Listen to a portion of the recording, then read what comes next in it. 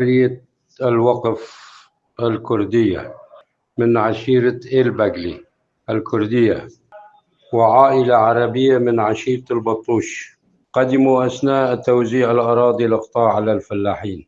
عدد سكان القرية 2150 نسمة، ومساحة القرية 1400 هكتار تقريبا.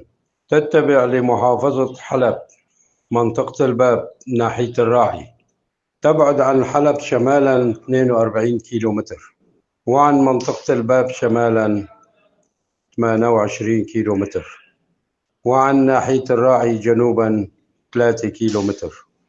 تحدها من جهة الغرب قرية العار الشرقي، ومن جهة الشرق قرية إسريا، ومن جهة الجنوب مزرعة البرج وقرية كعيبة، ومن جهة الشمال ناحية الراعي.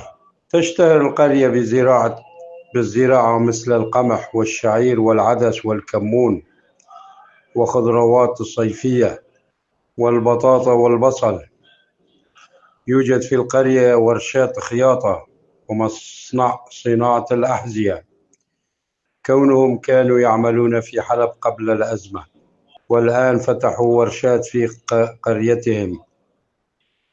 ويوجد محلات حدادة، صناعة الأبواب وآلات زراعية، كون القرية تقع على طريق العام بين الباب والراعي.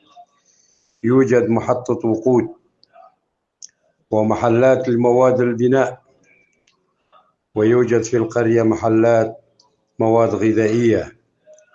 وأيضا تشتهر القرية بتربية المواشي مثل الغنم والماعز وتربية الدجاج البلدي.